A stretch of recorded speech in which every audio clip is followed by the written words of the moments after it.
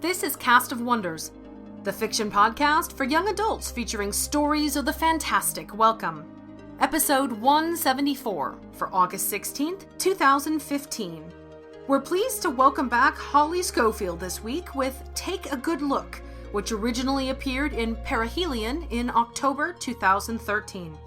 Holly's stories have appeared in dozens of publications including Lightspeed, Cross Genres, and Tesseracts.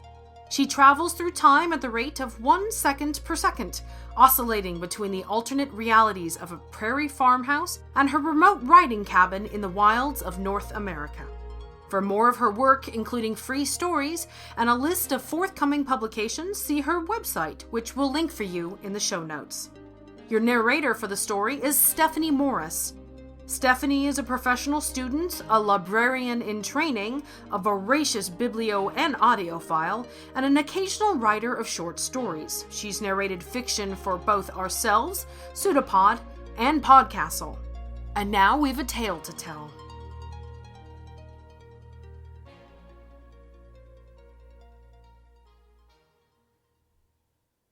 Take a Good Look by Holly Schofield.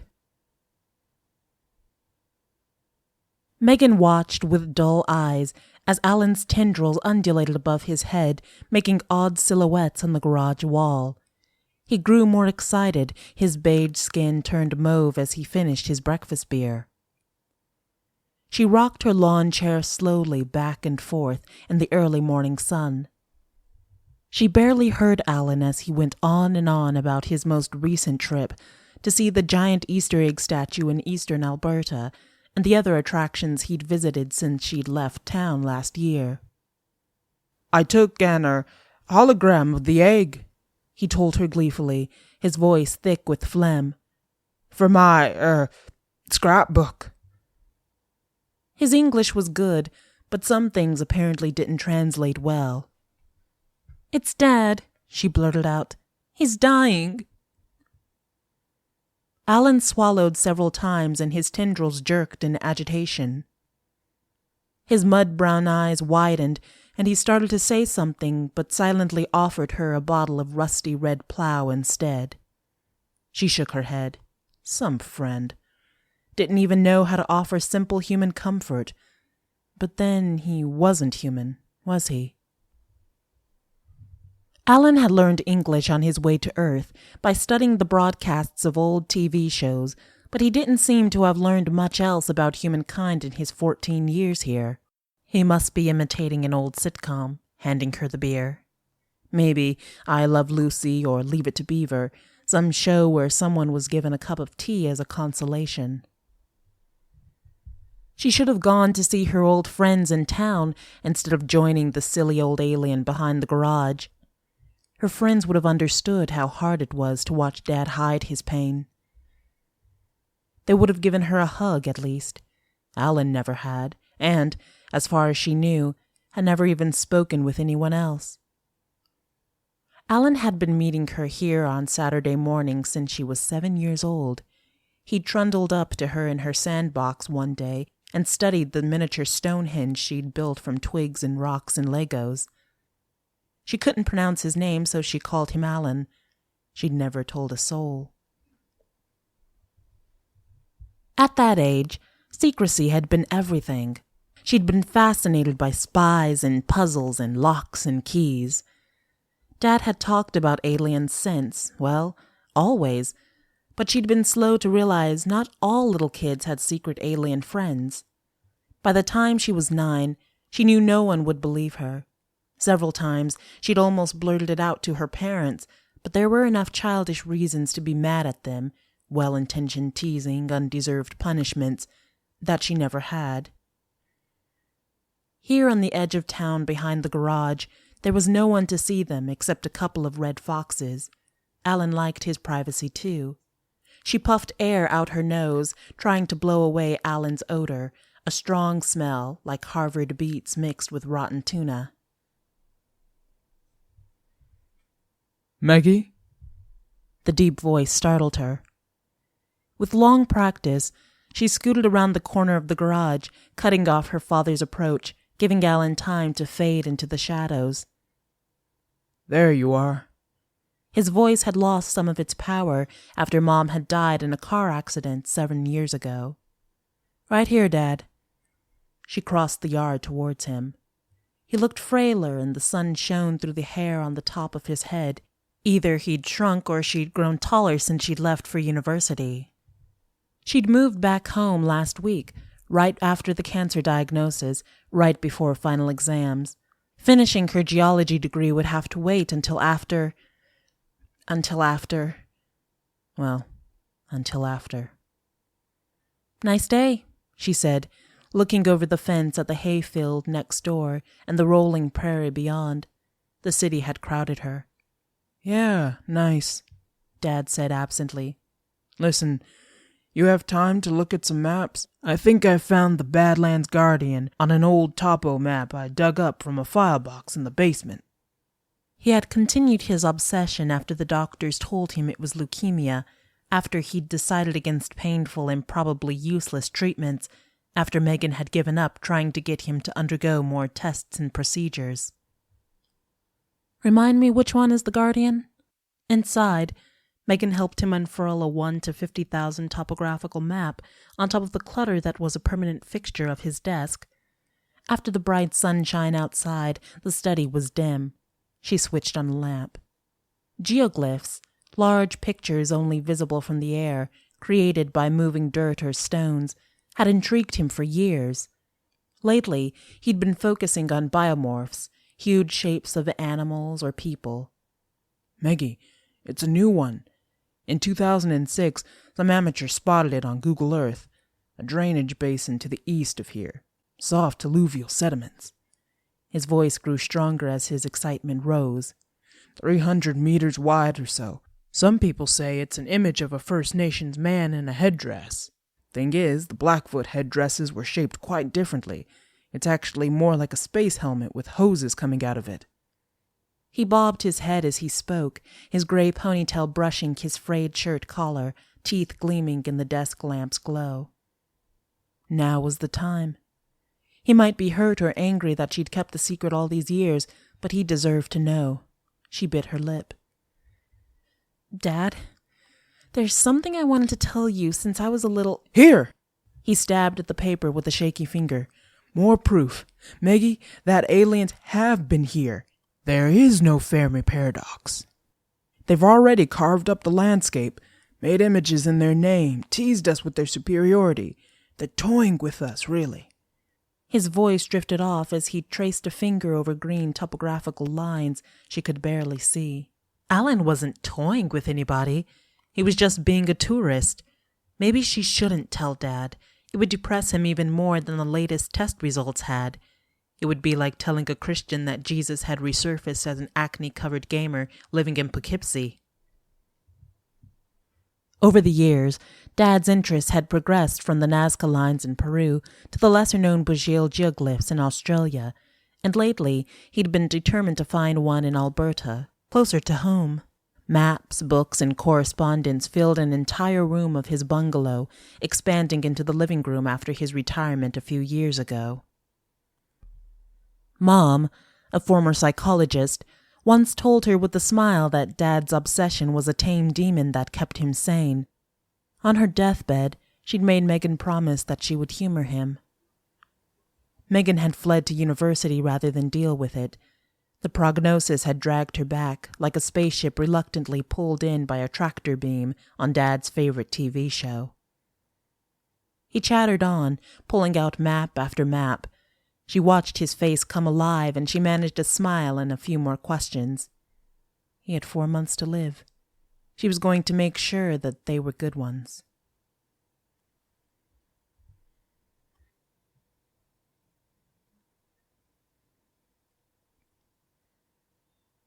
By late November, they had settled into a routine. Megan grew used to following Dad's bobbing Tilly hat as they barreled down creek beds on their all-terrain vehicles. She forgave him as their tracks hastened the erosion of sand dunes, killed native grasses, and scattered bison on private land. Her clothes had the permanent smell of sweetgrass and thistle. Evenings were spent poring over photos, maps, and diagrams until Megan's eyes ached. Once, Dad chartered a private plane, a little Piper Cub piloted by a retired farmer he knew, to fly up and down the grasslands. In the early morning, the rising sun had made an orange radius on the propeller. Megan had leaned her head against the cold, vibrating side window and closed her eyes while the impossibly noisy engine pounded through her head. How long could Dad hang on? Today, like most of their field trips, they had left at sunrise, so the raking light could bring out hidden details in the landscape. Megan drove her ATV up the hill behind Dad's, cresting it just as rain began to fall far off in the distance. The vertical gray streaks had been a telltale of weather to come as they'd driven the 20 kilometers to Little Stone Bluff, one of the highest points around. The sunrise at her back illuminated the crevices in the river valley below and made the distant grasses gleam. Look, Maggie! See down there! Dad gestured at some of the deeper clefts to the left. Do you see it? He stood up in his seat and nodded so hard she thought his tilly hat might fall off. It looked like a hodgepodge of lines to her, nothing more. She glanced at Dad, who was still engrossed in the cliffs, then let her eyes drift to the valley bottom on the right. Alan's spaceship was only 2 kilometers from here, but the gray ship melded into the cliff base, almost invisible unless you knew exactly where to look. Alan had parked it there years ago, like a human might park a Winnebago in a Walmart. By sheer inertia, she figured, he had just stayed, making occasional forays in his little transport shuttle. Dad wouldn't notice the ship, especially now that his eyesight was weaker, not unless she pointed it out. What did the aerial show? She asked, yawning and pulling the coffee thermos from her pack. It was too early in the morning for difficult decisions.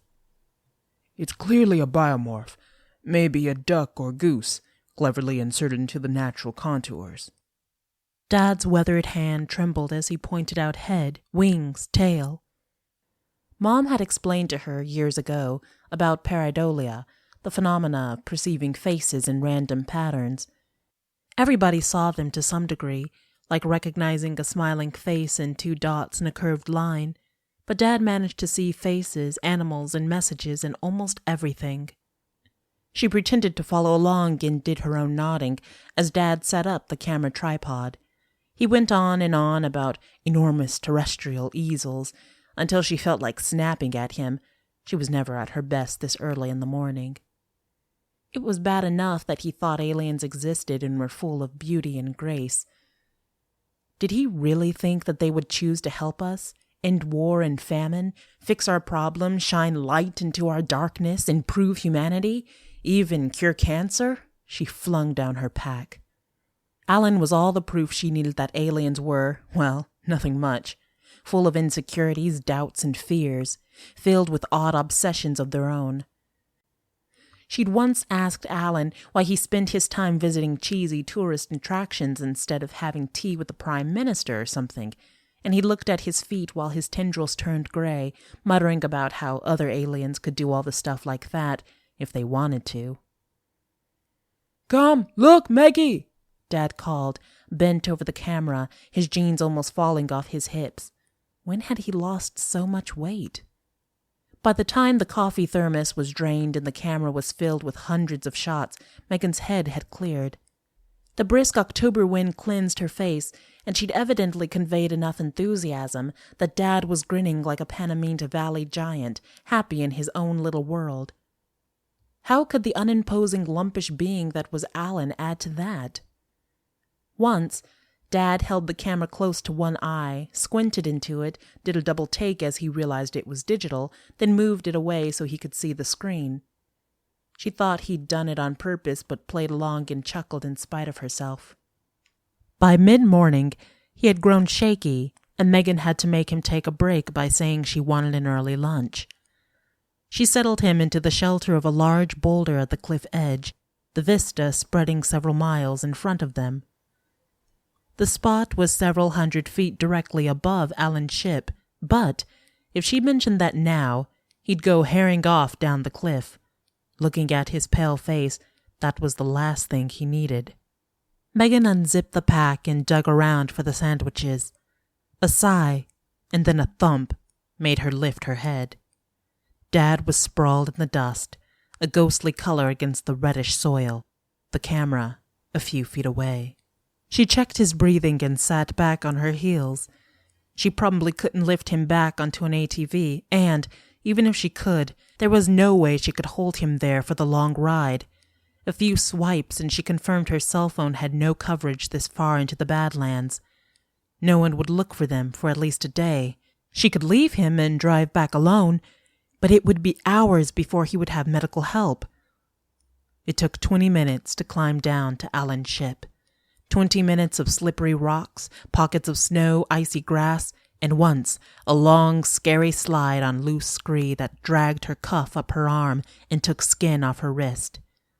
Another precious 10 minutes were wasted trying to convince a befuddled Alan to use his shuttle to take them home.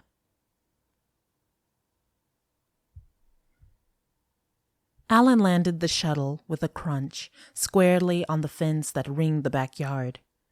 The small craft had covered ground silently and swiftly, undulating over the hills just a few meters above the ground. After giving his console the location of Megan's home, Alan had started to tell her about the world's biggest chest of drawers in North Carolina, but had flushed a mottled maroon and fallen silent partway through. After that, he had simply sat, a squat figure in a faded Hawaiian shirt, his hands on his knees, humming in a monotone. Megan sat cross-legged beside her dad, who was still unconscious, watching his thin chest rise and fall for the entire endless 5-minute trip, swaying in time to Alan's tuneless song. When Megan cracked open the hatch, too concerned about Dad to care that she was in a spaceship, for pity's sake, cold, rainy gusts blew in, leaving large drops on Dad's sunken white face. She instructed Alan how to help lift her dad, and together they carried him into the house. Megan wasn't even aware Alan had left until she heard the screech of a downspout being ripped from its moorings as the shuttle rose and scraped the house.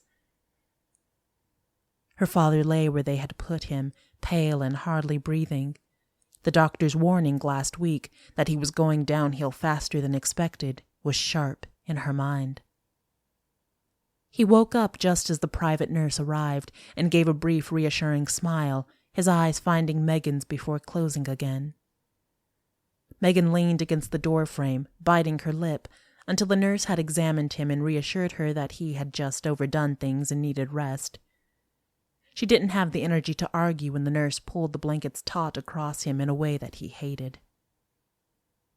She napped most of the afternoon, then went out to the back of the garage. The rain had stopped and Alan was there even though it wasn't their usual meeting time.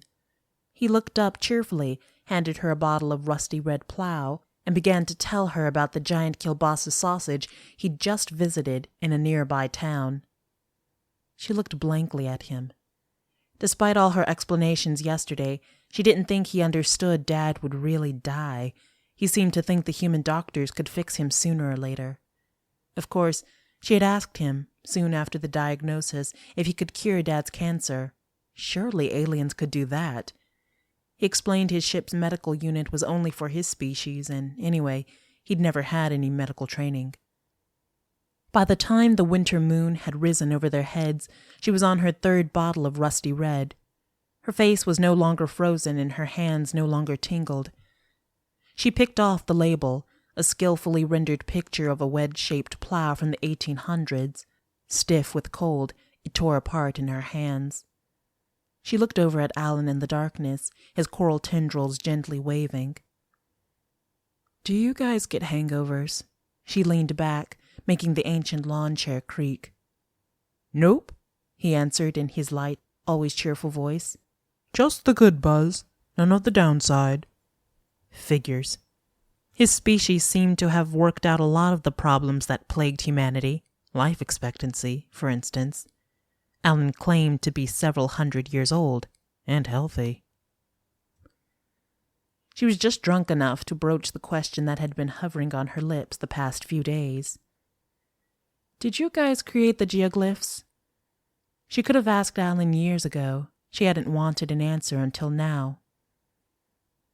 Alan's tendrils laid down for a second, paled, then began waving again. He looked a bit embarrassed as he said, "Not my specialty." an excuse she'd heard him use before when she'd asked what his spacecraft ran on or which star system he was from. He didn't seem to have a specialty. "Marry man in Australia?" she asked. Alan shook his head. "The Blythe and Talios in the U.S.? Another head shake. "Chalk giants? Crop circles? Corn mazes?" Alan didn't pick on her sarcasm. He just looked puzzled. "Rats." She slouched, the lawn chair digging into her neck. "Have you seen the giant baseball in Sault Ste. Marie, Ontario?" Alan asked after a moment. She shook her head. His tendrils flattened again. He was too polite to say it, but she knew he felt she was spectacularly poorly traveled and ignorant of her own culture. "Tomorrow," Alan said, dropping his empty bottle in the grass, "I will leave this, galaxy. I've got a meeting next, week." "Meeting?" she said. Had he forgotten that Dad was dying? "It's in the next, galaxy with the Roadside Attractions fan club. It's, once a year."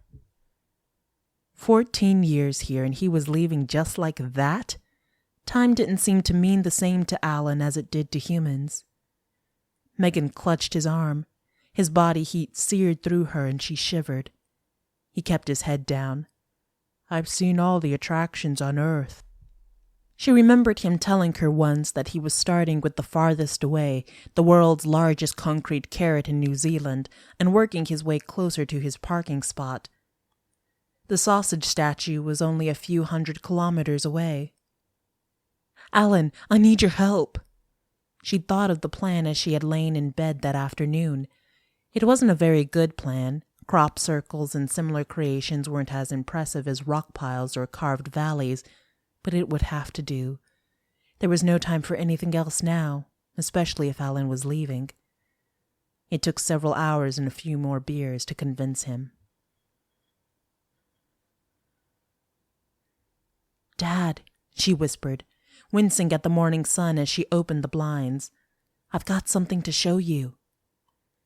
Dad was sunk back against the pillows, too weak to rumple the blanket the nurse had kept tight and smooth. Megan choked back tears and began the speech she'd been rehearsing for years. "Dad, I've been meaning to tell you something since I was a child. It's about aliens visiting Earth."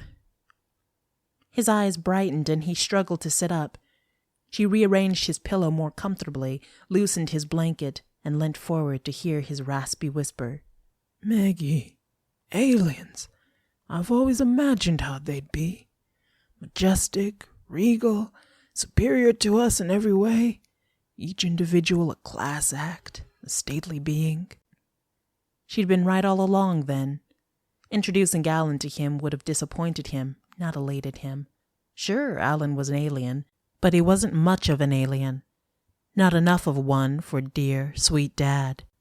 After sending away the nurse, she hadn't slept at all that night, between checking on Dad and straining to hear Alan's spaceship in the hayfield next door. She'd been surprised to learn that Alan didn't have lasers or any weapons on his ship, any more than a recreational vehicle would. He also claimed he had no artistic abilities. It was not his specialty.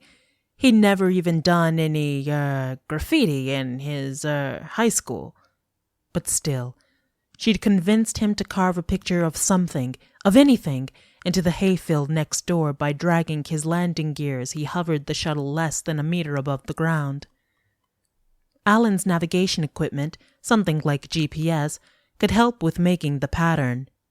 If, before Dad died, he could see a pattern so unique, so grand, so celestial, that it was proof that superior races existed, then she was willing to bully Alan into it.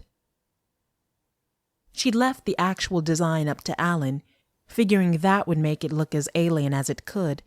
She left him muttering to himself, his tendrils flopping in gray. The morning sun was still weak, but enough to give a panoramic view of the hayfield which sloped off to the south. The back-and-forth action of the farmer's combine had made a pattern of its own in the snow-speckled stubble, but Alan's crooked grooves in the dark soil were clear enough. About 20 lines intersected and curved around each other. It took her a long minute to puzzle out what the image was. An antique plow, copied off a bottle of rusty red, quite a few wobbles near the handles. She watched Dad closely, waiting for that gleam in his eye, wanting to be sure she committed it to memory. What do you want me to see? Fred plowed his field? Dad peered out the window in confusion, then dropped back down. Her throat tightened. Never mind, Dad. You rest. He couldn't see her cry. She had to get out of there. The kitchen fridge hummed and she leaned her forehead against the cool surface. She didn't know how much longer she could bear this. And Alan, stupid Alan, couldn't even do one thing right. She drank a glass of water and sat down at the kitchen table, putting her head on her arms. She'd just rest for a minute. She was so tired all the time these days. She jerked awake, realizing she'd been hearing voices for quite a while. She glanced at the clock. Past noon. The day nurse should have arrived half an hour ago. She washed her face twice, not caring where it splashed. She sniffed. What was that? No one had cooked for days. Suddenly, she recognized the rotten fish smell. Tea towel in hand, face still wet, she raced down the hall. Alan was perched on the bed, a watch cap on his head, one of her own parkas wrapped around him. He clutched Dad's hands in both of his own. Megan froze in the doorway. A small smile was on Dad's face, and his eyes were closed. His head was tilted a bit to one side. The day nurse stood at the foot of the bed, one hand on her mouth. I'm sorry, dear.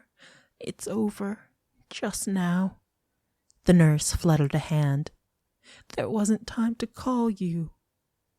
Megan was shaking. She'd slept through it. She hadn't been there. Alan had. Alan was the last thing Dad had ever seen.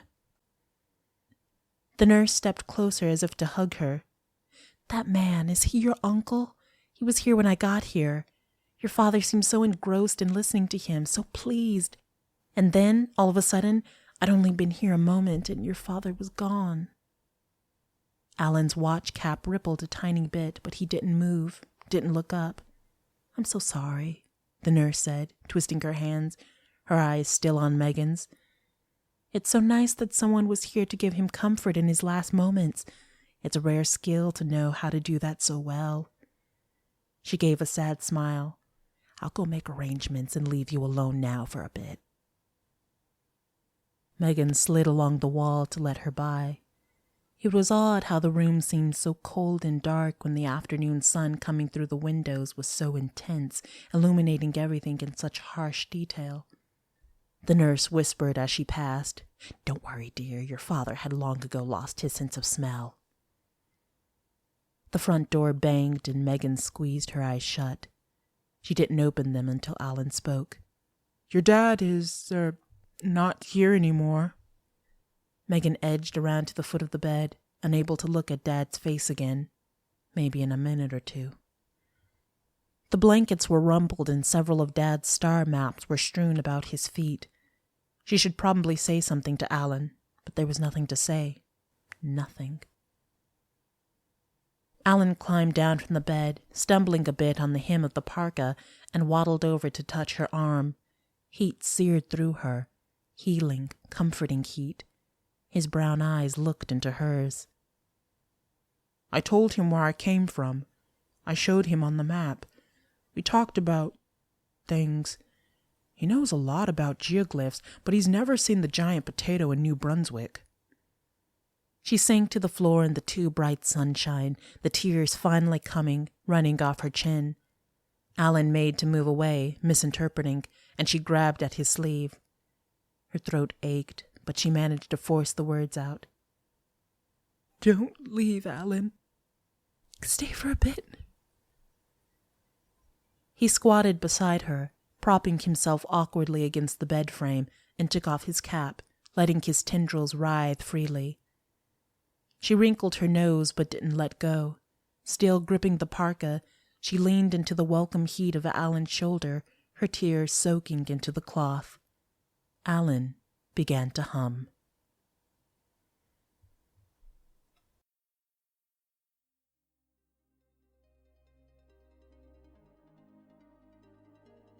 With Worldcon just around the corner, there are lots of new projects being announced. Here's a couple we'd like to share with you. According to Snopes.com, roughly 70% of the people on this planet are non-white. Lumping the majority of the world's human population under the minority term people of color is, frankly, dodgy. People of color is a complicated but sometimes useful term that has most currency in North America, where it can be understood to mean, more or less, people who experience systemic oppression in their home countries or elsewhere by virtue of all or part of their apparent racial and/or ethnic genetic heritages. Yes, words are complicated, and that's what's delightful about them. We can deal with complication. Science fiction, in itself a term that should be frequently re-examined, is an excellent artistic tool for dismantling essentialist thinking. Lightspeed magazine guest editors Christine Ong Muslim and Nalo Hopkinson are calling for submissions of previously unpublished science fiction stories of up to 10,000 words, reflective of the issue's theme, written by writers of color for People of Color Destroy Science Fiction, with the goal of continuing the productive discussions of access currently happening in the community. We'll have a link to all the details for you in the show notes.